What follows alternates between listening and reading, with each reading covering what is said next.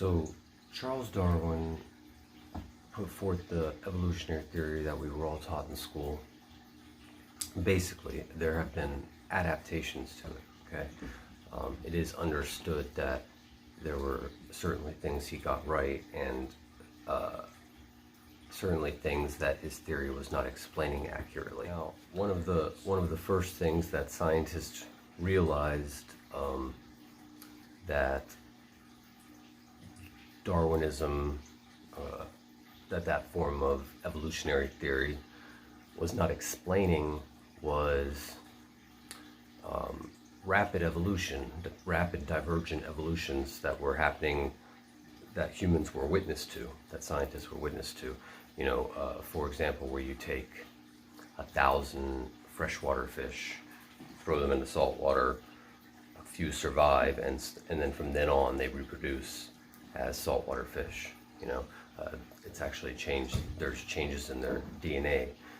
So over the past decade, maybe 20 years or so, scientists have begun to understand that DNA is not as fixed as they thought. And certainly they've learned how to edit DNA now themselves, but nature edits DNA too using RNA, right? So DNA can be altered, and it is altered through our environment.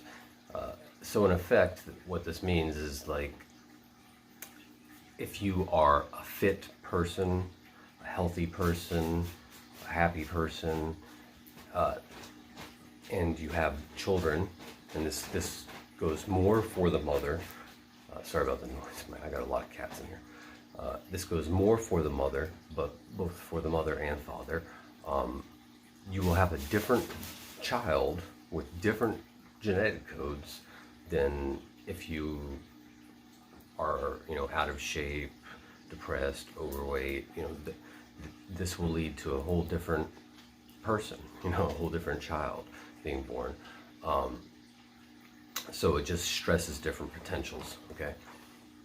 But so we have evolutionary theory, and on the opposing side of that,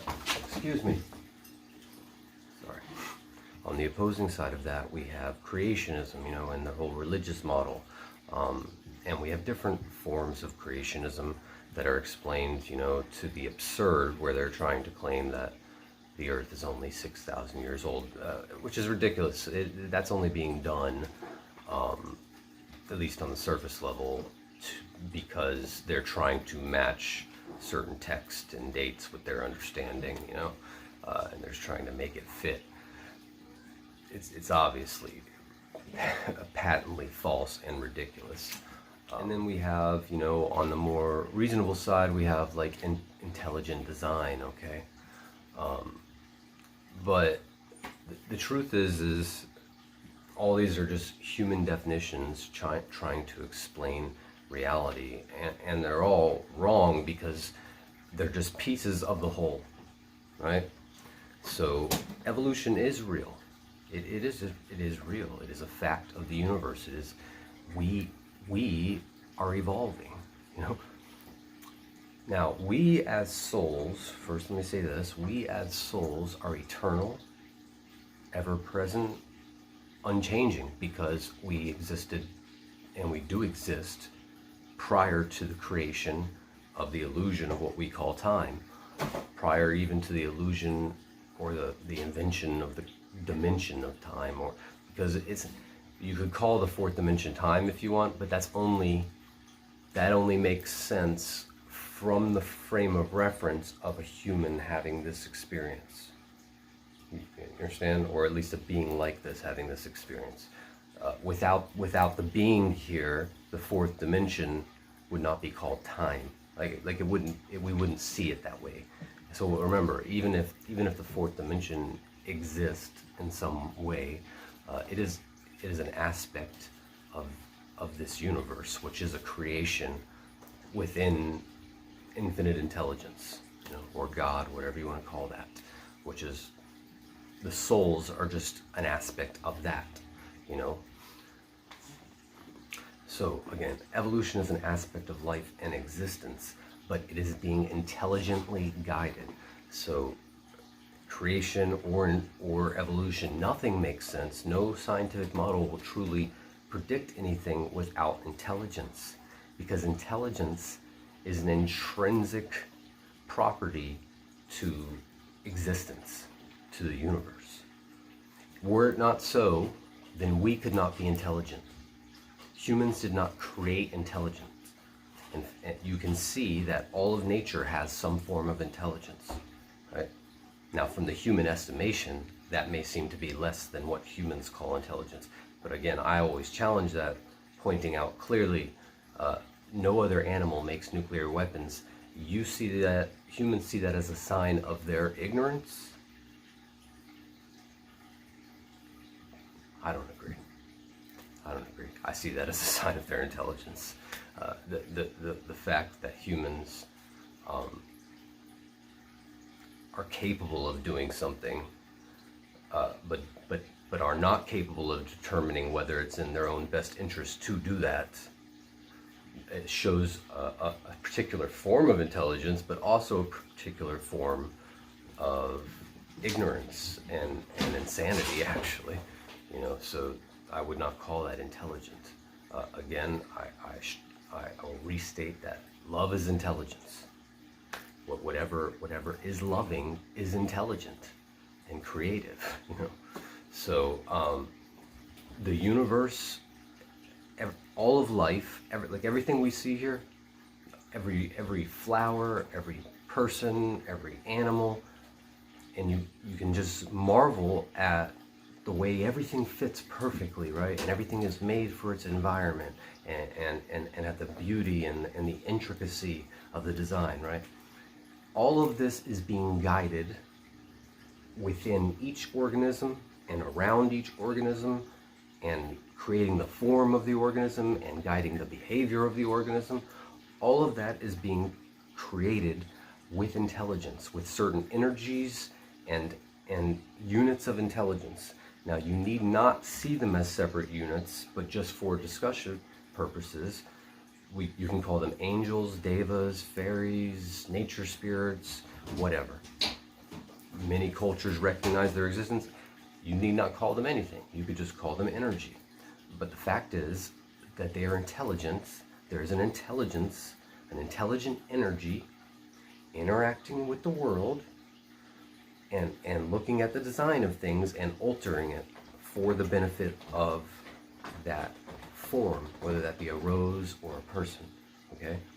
And then from the soul side, this is why they say, like, in theosophy, but this is understood in many occult and esoteric systems, that there are two aspects of life expressing itself in the universe. The one is the souls, which is us, the consciousness that has come in to this body of being and expressed itself through this, right? On the other side is the devas, or the angels, and all that, which is guiding the whole nature and structure and running of the universe, and helping coordinate the creator and our original will prior to coming into incarnation with the beings here while we're in incarnation, especially when we're in third density incarnation, where we've forgotten, our fundamental nature and can actually act in, an antithetical way to our fundamental nature, So we need guidance and help and reminding here. So we left a certain amount of our energy outside of this particular creation, but it is involved with the maintenance, the running, and the evolution and design of the form of everything here, So it is again, everything is one, so there's only one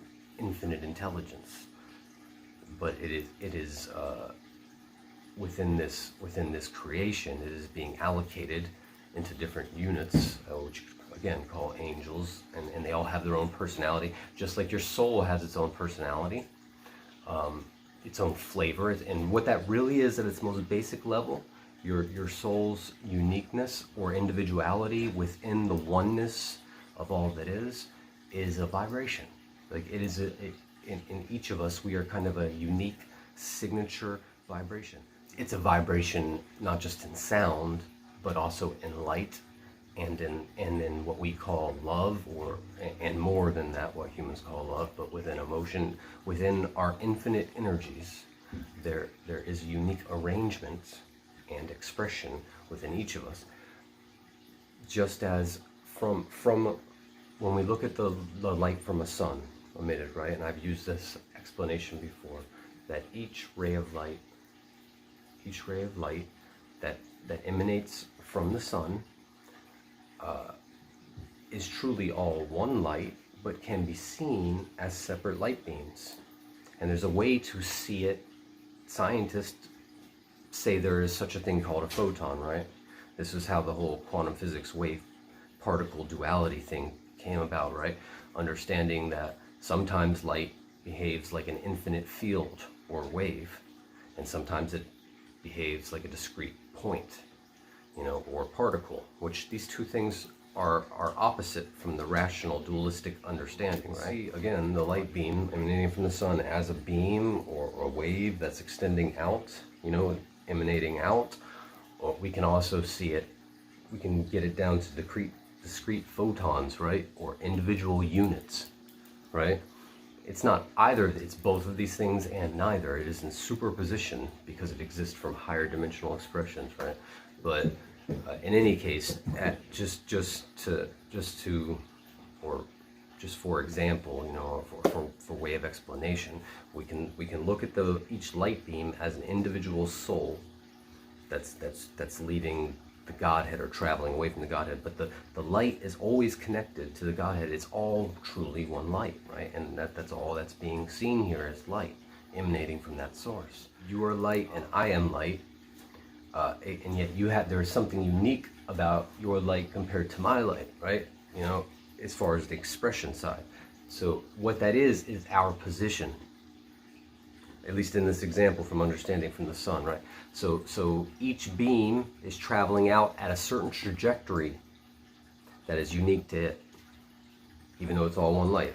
So this beam will go this way, this beam will go this way, this beam will go this way, and as they travel out, it will appear they get further and further apart.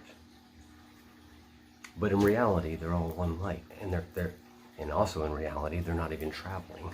They've already reached the end, because prior to all of this whole scenario and explanation only makes sense within the experience of time, because that's the only place evolution is happening. Our eternal self and intelligence is choosing an evolution of creation within the lower dimensional realms. Anyways, that went pretty far off field. I meant it to be a more general explanation of why evolutionary theory is simply not correct. But to go back to what I originally said about that, which was that part of the problem that scientists were realizing when trying to apply Darwin's evolutionary theory is that his theory took a long time for evolution to happen. And sometimes we see rapid evolution, not just in the scenario that I said where there's an extreme environment, but sometimes just randomly. There's just evolution, or even from societal changes and stuff, we start to see rapid evolutions in humanity. We were witnessing it before our eyes. And a lot of the stuff I went into on the spiritual end there, that's just to say that what scientists have missed the whole time about evolution is that it is being intelligently guided all the time, in interaction with us, with the life here.